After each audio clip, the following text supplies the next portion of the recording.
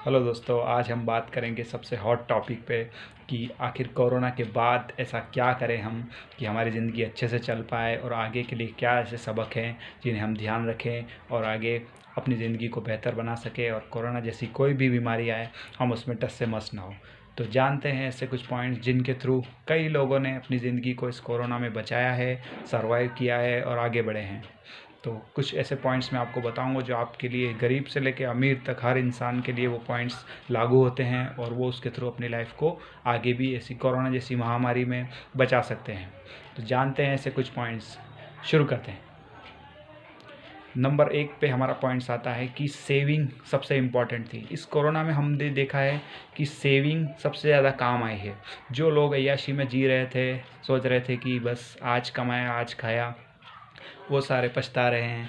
और जिन लोगों ने कुछ सेविंग करके रखी है, और सेविंग करने वालों का तो काफ़ी लोग मजाक भी उड़ाते थे कि ये बहुत कंजूस है या सेविंग करके रखता है, लेकिन उन लोगों ने ही इस कोरोना में अपने आप को सर्वाइव करके रखा है। और बाकी जिन लोगों के पास सेविंग नहीं थी, जो रोज़ ऐशो आराम कर रहे थे, वो लोग पछता रहे हैं। तो ध्यान रखिए, अमीर हो या गरीब, गरीब लोगों से और जो दिन दिहाड़ी मजदूर होते हैं उनसे तो ये उनके लिए तो रामबाण इलाज है कि अपना बैंक में अकाउंट ज़रूर खुलवाएं।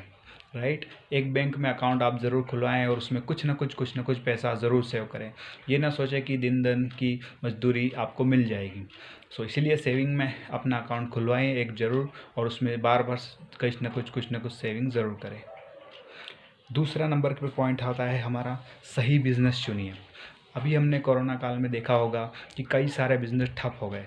कई सारे ऐसे बिज़नेस थे जो सिर्फ ये जानते थे, और ऑनलाइन का काफ़ी लोगों ने विरोध भी किया था कि नहीं ऑनलाइन अच्छा नहीं, ऑनलाइन अच्छा नहीं। और ऑनलाइन वाले बिज़नेस ही टिके हैं इसमें, और बाकी सारे ऑफलाइन वाले बिज़नेस जो है ठप पड़ गए इस कोरोना ऐसी महामारी में। और दूसरा जो है कि ऑनलाइन के बिज़नेस नहीं भी चले होंगे तो ऑनलाइन वालों को नुकसान कुछ नहीं हुआ है। राइट, अमेज़ॉन, ओला, उबर जैसी बड़ी बड़ी कंपनियाँ, इनके पास खुद का कोई असेट नहीं था, कोई सामान ही नहीं था, तो ख़राब क्या होगा। तो वैसे धंधे चुनिए या ऐसा सही धंधा चुनिए जैसे कि बेसिक है, मेडिकल है, सब्जी का, बेसिक चीज़ों का जो रोज़गार है, बेसिक चीज़ों का जो बिज़नेस है, वो ज़्यादा फला फूला है इसमें। तो आप देखिएगा कि मानवता के लिए कोई भी अगर महामारी भी आएगी, लेकिन ये वाली चीज़ों को कोई नहीं रोक पाएगा, क्योंकि इनके बिना हम इंसान जी ही नहीं सकते।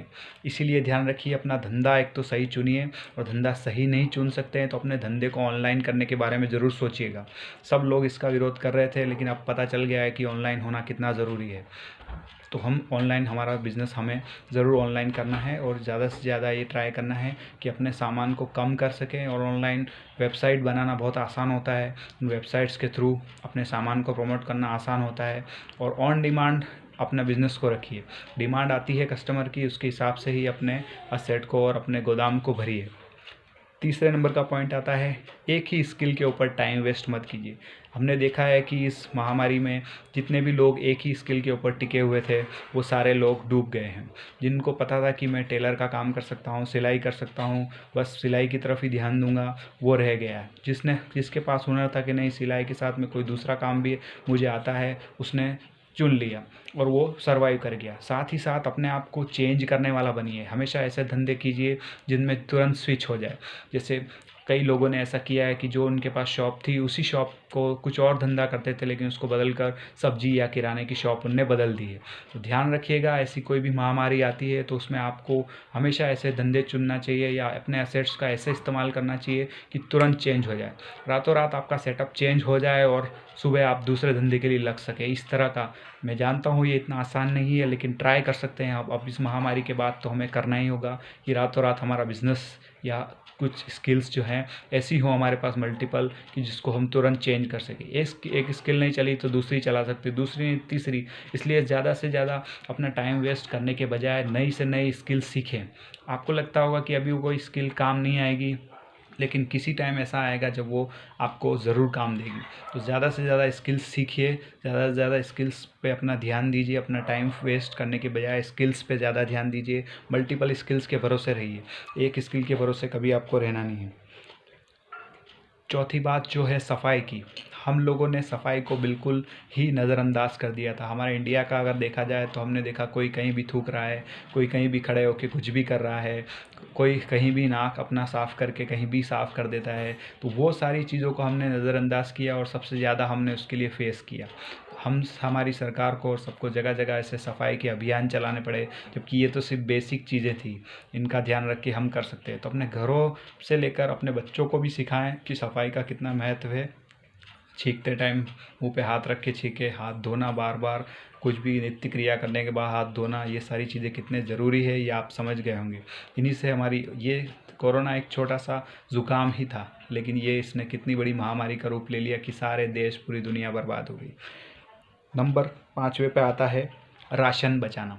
हमने देखा होगा कि पहले के ज़माने के हमारे दादा दादी, नाना नानी वो सारा साल भर का राशन अपने पास स्टोर रखते थे। वो साल भर का 3-4 कुंटल का गेहूँ, चावल, दाल वो सब अपने पास स्टोर करके रखते थे। लेकिन आज की जनरेशन ने उन लोगों को बोला कि नहीं, वो तो ओल्ड जनरेशन है, हमें ऐसा नहीं करना चाहिए, हमारे पास तो शॉप्स ओपन है, 24 घंटे हम लोग जाके ले पाएंगे, राइट।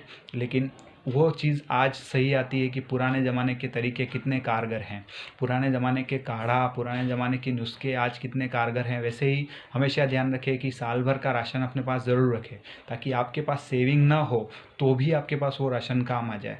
और साथ ही ये होगा कि आपका पैसा कुछ पहले से ही बच के रह जाएगा राशन के नाम का। तो आपको फिर बाद में कुछ भी ऐसी बीमारी आती है, नहीं आती है, लेकिन आपके लिए गुड प्रैक्टिस है कि अपना राशन साल भर का हमेशा बचा के रखें।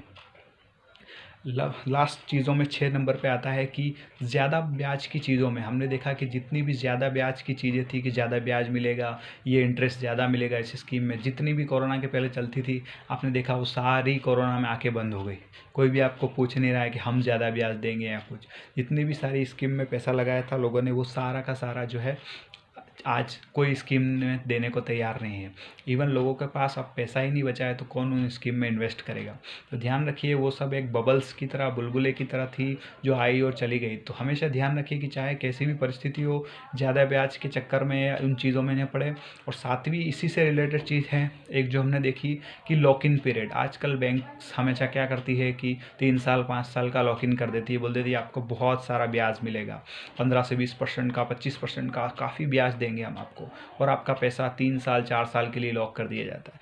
अभी कोरोना में काफ़ी ऐसे लोग आए हैं जिनका पैसा जो है पूरा लॉक में पड़ा हुआ था, 3-3 साल के चक्कर में लॉक इन में पड़ा हुआ था। उस चक्कर में बेचारे वो सर्वाइव करने में उनको बहुत सारी दिक्कतें आई है।